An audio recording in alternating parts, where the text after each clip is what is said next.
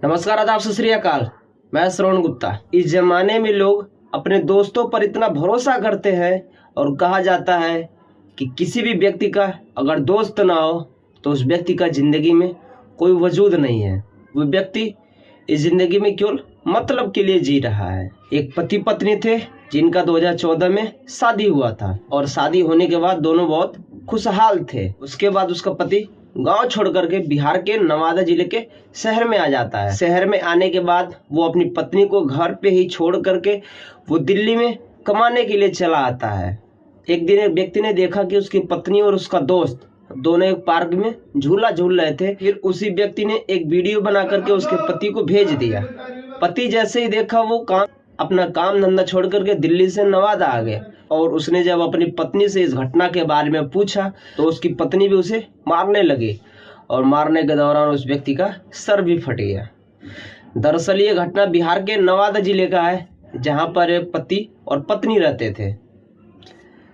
पति का नाम था टिंकू कुमार। टिंकू और उसकी पत्नी दोनों की शादी 2014 में हुई थी और वो घर पे ही रहते थे। पे रहने के कुछ सालों बाद फिर वो बिहार के नवादा जिले में आ जाते हैं। नवादा जिले में आने के बाद उसका पति सोचता है कि कुछ पैसे कमाना चाहिए और पैसे कमाने के लिए हमें दिल्ली जाना पड़ेगा।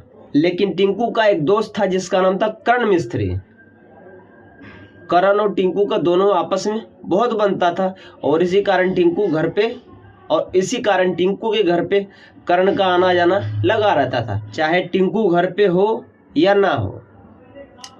टिंकू को अपने दोस्त करण पर इतना भरोसा था कि करण उसके साथ उसकी जिंदगी में कभी कुछ गलत नहीं कर सकता है। और इसी भरोसे का टिंकू अपने दोस्त करण को जिम्मेदारी दिला करके दिल्ली चला आता है और बोलता है कि जब मैं दिल्ली जा रहा हूँ और मेरे परिवार पे जो भी समस्या आएगा, जो भी कष्ट आएगा, तुम उसके समस्या का समाधान करना, उसे जो भी जरूरत की चीजें होगी उसे तुम ला करके देना।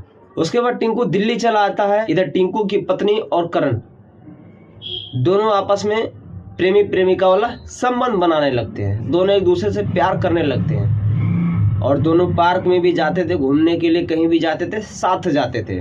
ऐसा ही इन दोनों के बीच चलता रहा।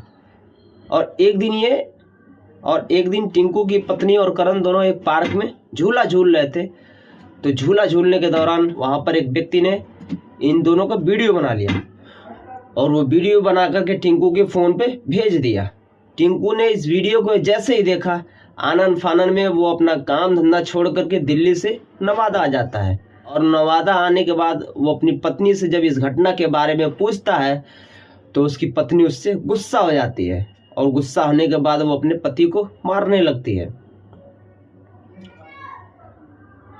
इतना मारती है कि उस व्यक्ति का सर फट जाता है और उसे आनन फानन में अस्पताल में भर्ती कराया जाता है। हालांकि इस घटना का पुलिस में शिकायत नहीं दर्ज कराया गया है। जब उस व्यक्ति को अस्पताल में भर्ती कराया गया तो ये मामला धीरे धीरे सोशल मीडिया पे वायरल होने लगा। वो व्यक्ति जब हॉस्पिटल में भर्ती था तो वहां पर कुछ मीडिया के लोग आए और जब मीडिया के लोगों ने टिंकू कुमार से पूछना शुरू किया तो टिंकू ने बताया कि उसके दिल्ली जाने के बाद उसकी पत्नी उसके दोस्त के साथ प्रेम प्रसंग रचाने लगी। उसके बाद जब इस घटना की जानकारी हुई तो काम धंधा छोड़ करके जल्द से जल्द दिल्ली से मैं नवादा आ गया। अब उस व्यक्ति का कहना है कि ऐसी शर्मनाक घटना को हम पुलिस में शिकायत दर्ज कराएं या फिर अपनी पत्नी से कहें, क्योंकि ये हमारे पति और पत्नी के बीच का मामला है। उस व्यक्ति ने मीडिया के लोगों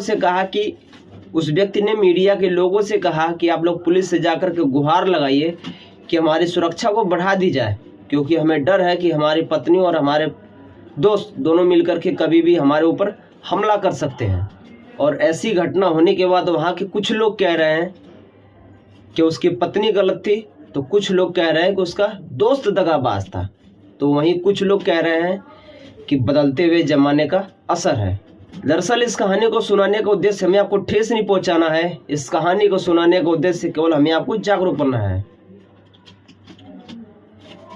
कि एक व्यक्ति अपने दोस्त पर इतना भरोसा करता था कि वो अपनी पत्नी को अपने दोस्त के पास छोड़ करके चला गया और बाद में उसी दोस्त ने उसकी पत्नी के साथ प्रेम प्रसंग रचा लिया। अगर ये वीडियो आप हमारे फेसबुक पे देख रहे हैं, प्लीज़ हमारे फेसबुक पेज को फॉलो करें और अगर ये वीडियो हमारे यूट्यूब पे देख रहे हैं, प्लीज़ हमारे वीडियो को लाइक करें, कमेंट करें, शेयर करें और साथ ही हमारे चैनल को सब्सक्राइब करना ना भूलें, आप लोग जहाँ रहें सतर्क रहें, सुरक्षित रहें। जय हिंद, जय भारत।